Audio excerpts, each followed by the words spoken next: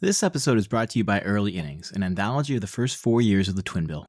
Featuring over 200 pages of baseball poetry, short stories, essays, interviews, comics, and art, it tells the story of what it means to love baseball today. The Athletic's Tyler Kepner said, like a box of ballpark Cracker Jack, there's a delightful surprise on every page of the Twin Bill's Early Innings. This is a collection to be savored, a loving and lyrical celebration of the art of baseball. Early Innings is available now from 406 Press. This episode is also brought to you by Ben Shahan's Short Relief. It asks the question of what happens when men are not ready to give up that boys' game, the national pastime.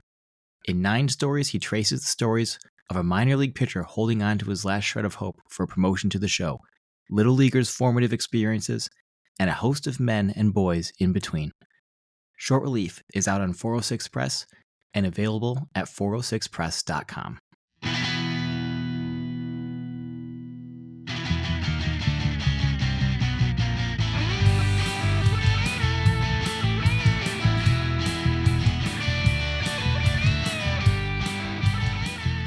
Welcome to the Twin Bill Podcast. I'm your host, Scott Bolohan.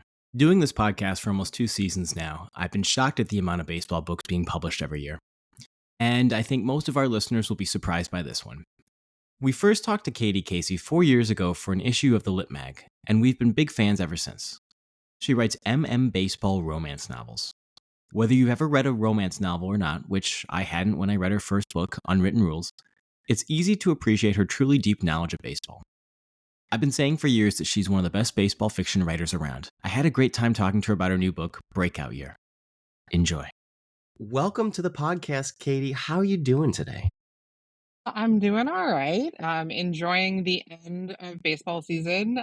It is nice when no team you're rooting for has any chance at the postseason. It makes you very calm. So are you a Nats fan?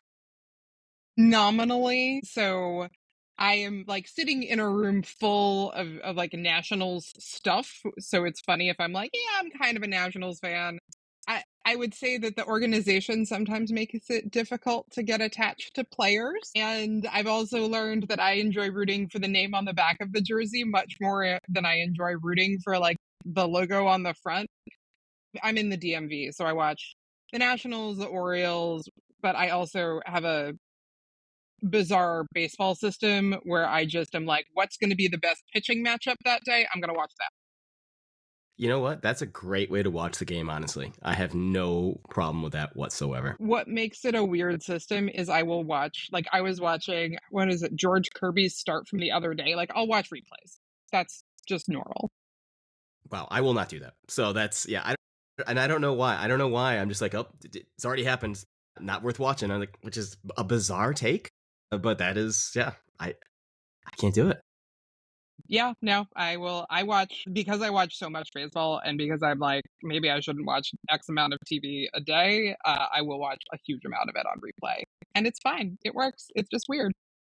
Yeah, hey, I get it. So we talked properly, I think, about 4 years ago now, which is also wild. It was for your first book, Unwritten Rules. This is now, what, your third book since then? Yes. I think. So this is my third full-length book since Unwritten. Yes, the math checks out. Yes, so fourth. Yes. Yeah. Okay. Full-length book. Fourth. Yeah, I made it more complicated than I had to. Yeah, I did. And when we talked last time, you said that Unwritten Rules started off as a G-chat conversation. Where does this book idea come from? So just to tell a little about the book. So the book is called Breakout Year. It is an baseball romance. I'm a romance author, so I write books that have a happy ending. So the couple ends up together and happy, etc., etc. This feels like a very difficult to explain thing to people who are not in it for romance, but it's fake dating, which is just a normal, of course people have to pretend to date, obviously. And then everyone's that's not a thing that happens. So this is I learned this is doing my research for this interview. This is apparently a big trope in the romance world. I admittedly am not a romance reader. I read your things, but this is apparently a big trope. So I learned, yeah. I appreciate that you approach the genre with respect, though. So I really do value that. So this is, yes, it's fake dating. So it's a player who gets sort of crash-landedly traded from Cleveland, where he's like a hometown guy, drafted first overall, and he ends up in New York, like very contentiously at the trade deadline, having sort of been like lobbed off his former team. And he basically like stumbles out of the closet at his first press conference with the New York media and then is like, I want to sort of like practice dating, but without like subjecting a partner to like all of the media scrutiny. So I'm just going to like hire somebody to essentially practice dating. And so the person he hires is like a former player who they played together in the Arizona Fall League. I know your listeners will know what the Arizona Fall League is, but I had to like be like, so it's not the minors and it's not spring training. It's a secret third thing. And I think it's starting up now. So they knew each other through whatever baseball machinations. Anyway, so they're pretending to date. And the guy he is pretending to date now works as like an author assistant. So he's a PI to like this sort of like big name mystery author, etc. All of which is to say, the origin of this was during the Phillies Astros World Series a number of years ago. The Phillies were in Houston playing the World Series, and they stayed at a hotel where there was a romance novel convention. No way. I didn't hear Yes. anything about this. Is wild. Okay. Okay, so a bunch of so it's an invite only romance author convention. So I am not big enough name to like get invited to this thing, but like I know people who go, and it's for like people who are like selling a lot of books. That's what we'll go with. And so it's like a very like business oriented kind of thing in terms of like craft, but you also get a lot with marketing, etc. And so they're at this hotel in Houston and in walk, and they're at the bar at the hotel, and in walk the Philadelphia Phillies. And my DMs like explode. People are like, I'm in Houston, and guess what? Just like Alec Boehm is at the bar. I'm like, you cannot be serious. And they just like they were like looking at them, and the Phillies people are like looking at them. And so I was like, wouldn't it be funny if you have a baseball player and you have an author, and then it kind of morphed like very away from that. So I wrote like 30,000 words sort of that, and then I do what I normally do and chuck the first 30,000 words in the trash can and restart the book. But that is the very protracted origin of this book, is the Phillies being at the same hotel as I think it's called the Rare Conference. That's wow. So you're saying as a romance author, you're not constantly running into major leaguers at this. No, this is not a no.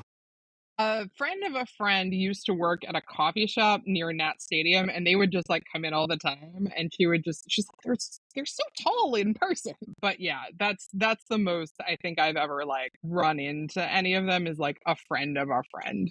Yeah. Wow. Yeah. That's great. Yeah. You know, the unwritten rules, you had the 3 books. This is a different universe. What went into that decision? A lot of different things. So basically, the Unwritten Rules series is 3 romance series are a little different from like a mystery series. So in like a mystery series, or in like the Jack Reacher books, you have like Jack Reacher and Jack Reacher's friends, and they're doing Jack Reacher capers the whole time. But he's always like the star of the book. I don't know if you read those. They are very popular in my household, but they're very good. Romance books are more like interconnected standalones. So generally you can read series in mostly any order you want, and they're sort of structured in such a way that a reader, if they pick up the third book, can go back and read the first 2 and like not have that ruin the experience. You can just sort of like dip in and out, versus like a mystery series, it's the same people and they're sort of like developing these sort of long extended arcs over the course of a mystery series. So for a variety of reasons, a lot to do with like world building, I wanted to make this a standalone, just because like there were some events that happened at the end of the third Unwritten Rules book that sort of like reconstitute how that universe functions. And I'm like, I could operate in that universe, or I could just start over. The other thing is, this, unlike my other 3, like Unwritten Rules was published, it was traditionally published, so it was through a imprint of Harlequin called Carina Press. Harlequin is an imprint of like HarperCollins, so like this is, Big Five Publishing. This one is independently published. I think one of the most fun things about restarting the universe would be coming up with the team names again. The Crooks, for example. I read an explanation of this, which I love, and I was hoping you could talk about some of these team names. Yeah. Sure. So for the team name, so the Unwritten Rules universe, the main team in that is the Oakland Elephants, who play in a stadium that is called the Coliseum, that is legally distinct from the Oakland Coliseum. But there's no Oakland baseball team, so it doesn't matter. Yeah, it doesn't matter anymore. Yeah. Doesn't matter. So like mine is obviously legally distinct because it does not matter. Because there's no Oakland baseball team. And I had a couple other like really fun team names in that universe. So one of the New York team's name was the Gothams, which was the name for the San Francisco Giants before they were the San Francisco Giants. So like that one was a fun one. For this universe, you're absolutely right. I'm like, I get to make up all new team names.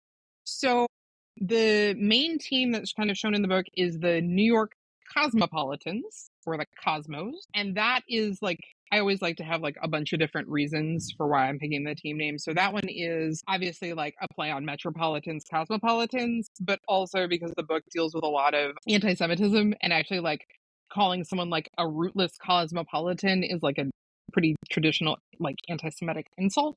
And so like both of the main characters are Jewish, and it's sort of a little nod to that. Particularly one of them is like Russian Jewish, and his family sort of like came over at the end of the Soviet, the sort of the fall of the Soviet Union. And then it's, you can do fun stuff with like astronomy with Cosmos. The Cleveland Crooks, I did not name. So a friend of mine has a party trick, and his party trick is coming up with fake baseball team names. It's like, I was like, we're going to be good friends. He came up with the Crooks because Cuyahoga, the river that goes through Cleveland, means crooked river. And they're base stealers. Yes. So the Cleveland Crooks. Not necessarily worse than the Guardians, I'll say that. It's, it's grown on me. I know a lot of people were like really advocating for the Spiders. That's probably bad energy to get on your team. Yeah. Yeah. This book also, I don't want to put words in your mouth here, but I feel like this book has less on the field play in it than your previous works. Was that sort of a narrative choice, or did that sort of come up because of the story? Yeah. Yes is the short answer. It was definitely a narrative choice. And I kind of anticipated that as a question, because I was like, the Unwritten Rules books are like, hello, would you like to talk about catcher framing? Would you like to talk about pitch development? Like, and this is not that. Basically, so this has less on the field, in particular because one of the main characters is not a current player. And he has chosen to leave baseball, and his life, he's sort of reconstructed his life after baseball to be like outside of baseball specifically. Like he's like, I don't really want anything to do with baseball. Like I'm only kind of going along with this because I need the money. And so I wanted to show sort of his world, and how like the world of baseball that can be like very claustrophobic in a lot of ways is something that you're opting into. The book is also a lot about like spectacle and sort of like observers, right? So it's sort of like you're fake dating because you are subjected to the sort of like external observer of the New York media, right? Like they are acting as spectators, observers, like a hostile audience in a lot of cases. And so the only gameplay scenes in the book are actually there's 3 gameplay scenes in the book. 2 are not from the person doing the playing's perspective. They're from an external observer, right? So it's one of the characters watching the other one on TV, or watching him in the stadium, because I wanted this sense of like performance with it. So there's really only one scene where like the person playing baseball is sort of like embodied during that scene, for lack of a better word. So yes, like I really wanted to think about sort of like, if I'm not going to write a baseball book, like as baseball-y a baseball book, like how does the baseball function? And I wanted to be kind of a spectacle play kind of feeling, in addition to like embodied as a player. Well, I think that made it feel very contemporary too. I mean, in this world where every single choice that these guys make, I mean, we talked about, go and get coffee at the coffee shop, and people are watching and noticing and seeing these guys everywhere. That rang very true to me, especially you start getting into the PR aspect of things. Um, and the PR management. So there's a creator on TikTok who is named Lexi Brown, who is a wife of a former NHL player. And she's also a romance novelist. For full disclosure, we share an agent, blah, blah. She's like, look, no PR people are ever making anybody fake date about anything. Be serious. They are trying to get them not to swear on the internet. And I'm like, I don't know. Like, I assume that's true for baseball.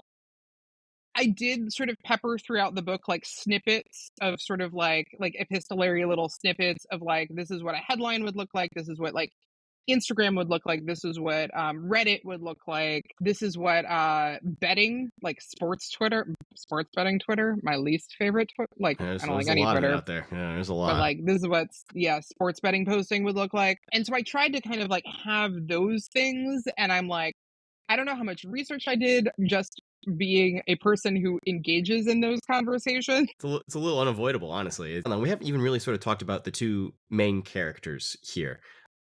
Both former baseball players. Who are the two main characters? What are their backgrounds here? What are their stories? Sure. And this is going to be very useful because like I've gotten a bunch of requests to pronounce their names I mean, because their can I name. give it a shot? Can I give it? Because Yeah. I listened to, and this is a big spoiler. As I listened to Yeah. this book, as I listened to all the books for the podcast, I listened to them. So they said the name differently than I believe it's pronounced. Itan? Oh, I thought I had it. Etan? No. No. Aton. Tan. Oh, jeez. They were pronouncing it. They would say like almost Etan sometimes, and I was like, I don't Oh, like. No, I don't. Yeah. Oh, okay, great. Well, we know now, and I'm going to say it wrong again next time it comes up. it's fine. It's fine. And then did you have a shot at the other one, or that was It's. the one I that was? mean, so I mean, I would say Akiva, but now because that's so obvious to me that seems wrong. Is that correct? That is correct. Yeah. Okay, good. I got So that. yeah. That one was not surprising to me. That one I was all about. Yeah. Okay. It's funny to me mostly because I'm like, these are names like of people, not of like actual people I grew up with. Like the characters are not based on people I grew up with, but like these are names I grew up with. And so I was like, right, these are not necessarily the most common names in the world. So the one of the main characters is a guy named Eitan Rivkin. So Eitan, he is a like very, very, very, I would say like superstar, sort of like Alex Bregman-ish player. So he's a third baseman. He's Jewish. He's sort of he's from the Cleveland area, so there's like a lot of Russian Jewish like enclaves around Cleveland. He is sort of this like hometown hero type of player who was very much like taught. I was kind of joking, like, what if you took Captain America and like put him in Stephen Kwan's body? Like he's short, he's like a little dude. And that's sort of like his mentality is he's taught by his parents that they came over and that they very much like value the idea of America, right? That they came from the Eastern Bloc where, they were very limited in terms of like religious practice and like freedom of expression. And so while they're here, they're gonna sort of like use that to its full extent and kind of like really believe in this idea. And so it makes him very courageous, even when he shouldn't be. And even when baseball's like, well, have you tried shutting up?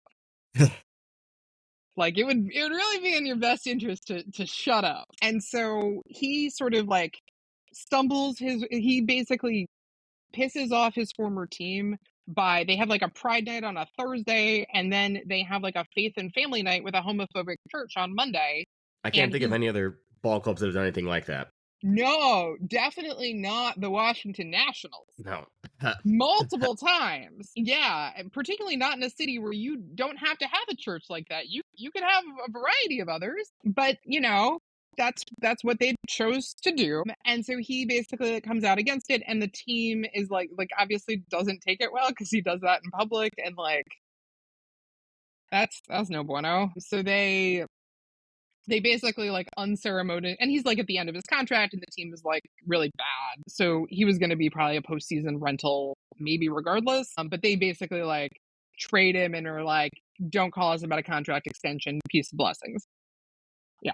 So he gets traded to New York, and then the other main character is Akiva Goldfarb. So Akiva, people have a variety of pronunciations on that one, who is in the universe of the book, the first Orthodox player drafted. Now, in our universe, there is an Orthodox Jewish player who has been drafted, who played in the World Baseball Classic.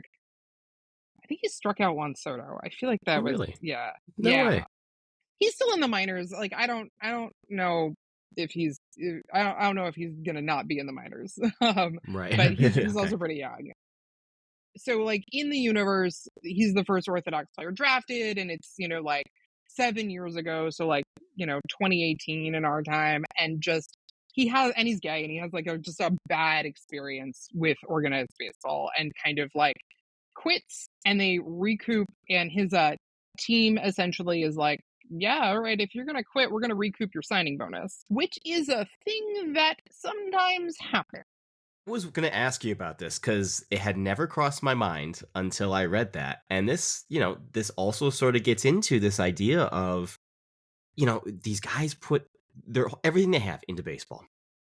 And when it goes away, they're kind of left with nothing. And that's very much Akiva in this case. It rang very true. Very early on in the drafting process, I texted a friend who I believe to be a very reliable source about this, and was like, does this sort of happen? And the answer is it can. And teams are often, and again, we're not getting into specific teams or specific incidents, like that it has been reported that teams often are like, because signing bonuses are done in chunks essentially, so you don't get the payment all at once. It is done, I think, in payments, that players will stay to get their next payment, or that they'll stay because of like being essentially afraid of a payment being recouped. Again, I'm hearing this from somebody who's a reliable source. I do not know of a specific like incident in which this has I happened, or believe like it. a team. Yep. But My Detroit Lions came after the signing bonuses of like Calvin Johnson and stuff, and it was like he retired early and they wanted to not pay him like $1 million or something like that, and it was like, I believe it. Yep. Yeah, and so I think that one of the sort of like major themes of the book is sort of like financial coercion, right? Like, so when people give you money, what sort of power do they have? What coercive power do they have over you? And like with fake dating, usually in romance, that's like, we're gonna pretend to date, so like my family stops asking when I get married. Like, it's not, there's no like financial aspect, and with this one there is like definitely a financial aspect. Like, Akiva is being paid to pretend to date, and as a result, he behaves differently than he would necessarily if he were not being paid. And it is also seeming like it's a very, I'm gonna try the name again. Itan? 8 on. Eitan. But he is this high kind of like high draft pick, like I wouldn't say happy go lucky, but things have always kind of happened for me. Just like, let's go do this. It's the first choice, I believe, for the Cosmos was to be like, hey, why don't we do some fake dating with a woman instead of this? And then he's like, no, we're gonna go all in on this. And I think that also very much reflects his background in baseball and him as a person as well. He is, I think, like, I don't want to say this like as a criticism of my own writing, but I write a lot of sad dudes. I write a lot of sad people. It's fine. But he's like, yeah, happy go lucky, kind of go with the flow. Like in romance, there's a couple of different like tropes that people will say. So like, this is like a golden retriever black cat trope. So Akiva's sort of defensive and guarded, and like not gonna like slow to warm, like very slow to warm in some cases. And then Aton's just like, hey guys, hey, I believe things should work out as they should. And I'm like, oh, I'm gonna be so mean to you. Like narratively, yeah. So, but he's an optimist. So Sure. as a treat. I believe it's in the forward, and he also kind of addresses at the end of the book too that one of the criticisms you received somewhere along the line was about having too many Jewish characters, and I'm putting that in quotes for the listeners here. When you began writing this, was this always going to? This is your first time with two Jewish main characters here. Was that always going to be the case here? That was a choice you made coming into this. Yeah, so I have a pretty thick skin about reviews. Like every author is actually like a secret sensitive little baby about things, and that's fine. I can do that. Like I'm pretty tough for somebody who cries a lot. But like in terms of reviews, I'm like, look, the book's this way on purpose. I did it this way on purpose. It's if you don't like it, that's fine. But like I cooked it how I wanted it, and if that's not to your taste, like that's fine. I absolutely respect that, and I have a lot of books that I love and have a lot of criticisms of. And so I'm like, hey, I love this book and I can understand that like things are not, sort of perfect. All of which is to say, like, the one thing that like really rankled me was somebody being like, this is like an absurd number of Jewish characters. And I'm like, first of all, the Yankees have 5 Jewish guys on their 40-man roster, like right now. So I'm like, Max Fried, Jake Bird, what is it, Eric Raiselman? There's 2 more in there, There's a couple, especially. yeah. Yeah. And so I'm just kind of like, hey friends, this is gonna bother me that I can't think of the other 1 or 2 that are in there, but like definitely those 3. And I'm like, yes, I was watching the Max Fried start from Friday, and I'm like, he got a home run hit off him by Alex Bregman. This is not an absurd number of Jews. I see 2 on the Yep. screen pitching to each Yep. other, or one's pitching to the other one, and so that really like did kind of. I'm like, why do you want to envision a world with fewer Jews? And like the person was like, well, you wouldn't get this many Jews in the real world, and I was like, really? Why? What happened? Hmm. Hmm. Hmm. That yeah, it's okay to laugh because I meant it to be funny, but I'm just like, hey friends, like consider that. So they were always going to be sort of Jewish as like inherently baked into the characters because I'm oppositional. So if someone's like, don't do this thing, and I'm like, I'm gonna do it more. I'm gonna do it twice. Yeah. It did make it interesting because if I have a Jewish character and a non-Jewish character, then the non-Jewish character can like have things explained that like the reader might need explained. And in this case, I had to like almost do it like it was a fantasy book where you just have to pick things up from context. Right. Yeah. Right. So yeah, that was sort of the way I did that. I'm reading the Buffalo Hunter right now. I don't know if you've heard of this one. No. Okay, it's Stephen Graham Jones. It's a vampire book. It's excellent. It's probably going to be one of the best books I read this year. And it is he's a Indian, like Native American, and it is like an indigenous sort of like vampire story, and it's told really like through a bunch of like long epistolary sort of narrative, and he just uses a lot of like words that are like descriptors that are clearly sort of like translations of what the actual word is in he's Blackfeet, like in their like in that language, and so he uses that and he doesn't really explain in context. He's like, you're just gonna go with it, and I'm like, absolutely. I love that as a choice. Like, you respect me enough as a reader to be like, okay, so by this, you actually are talking about elk. By this, you are talking about like, like rabbits. And it's a lot of like animal names in particular, but there's some others. And I wanted to have sort of a very similar flavor of I want to respect the reader and say like I include a glossary, but can you pick this up from context? Pick up what you need to know from context with 2 people talking that I don't have to like, because I have Jewish readers. I don't want them to feel explained to because they're like, Right. yeah, I know what this is. Yeah. Yeah. Is this a standalone in the end, or are you going to continue in this universe, you think? That is a great question. I can't tell you. The book came out Friday. I'm going to rest a little on my laurels right now. I am working on a couple other projects, but none of which is currently connected to this universe, but I don't without getting into specificity. The answer is possibly, but kind of TBD. Yes, that's what I'll say. Definitely more baseball, though, right? More baseball, for sure. Definitely more baseball. Just what form that takes is very TBD. It is interesting because I do feel like you actually have built up a readership of a lot of readers who aren't necessarily baseball fans, and they are along for the ride, which is pretty fantastic. I really appreciate it. And I just like I have been like overwhelmed by the like positive reaction to this book and just like wildly just deeply appreciative because it is my first book in more than 2 years. I will mention, just speaking of readers, because I always want to plug other people's books. If people are obviously like your listeners are going to be baseball people, and if they're looking for baseball books that are also romance books, I did come with like a couple to plug.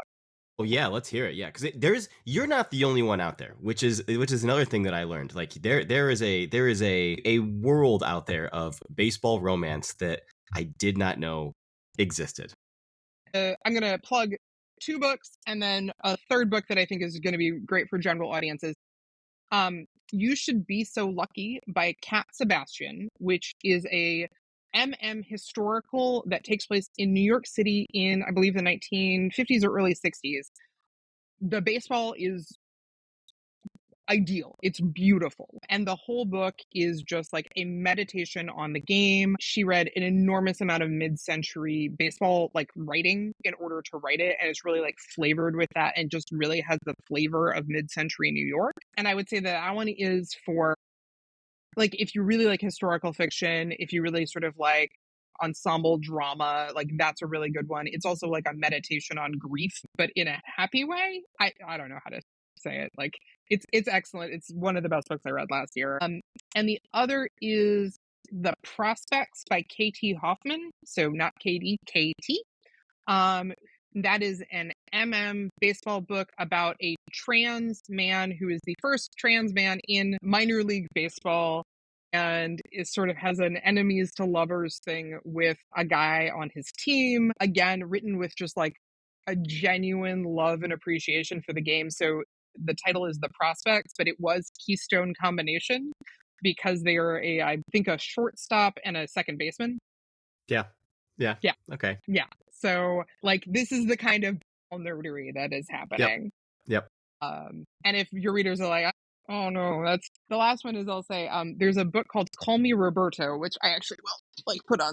Yeah. We desperately tried to have her on the podcast, and like we talked with the publisher and stuff, and we couldn't make it happen. I was very excited about this. This is by a pal. This is by my friend Nellie Alonso, who is a longtime producer for MLB, and it is the I'm like, buy this for every person in your life for a holiday or birthday. So it is a book for, I would say, 7 to 11-year-olds. The pictures are gorgeous, literal award-winning pictures. It's about Roberto Clemente. I believe a lot of MLB is doing Roberto Clemente stuff because it is the start of Hispanic Heritage Month today. And she has a new one about Valenzuela that is coming out in the spring. Well, hopefully we can get around then because I did read that book and it is gorgeous. It is really, really well done. Yeah, it's also going to be Georgia's. Yes, I'm a big Natalie. Perfect. Well, Katie, thanks so much. It's always a joy talking to you. Thanks for stopping by once again. You've been nothing but a great friend to the Twin Bill for all these years, and we really appreciate it. That was Katie Casey. Her novel, Breakout Year, is out now. We talk to people in and around baseball literature every week on the podcast and publish around 50 writers every year in the Twin Bill Literary Journal. Until next time,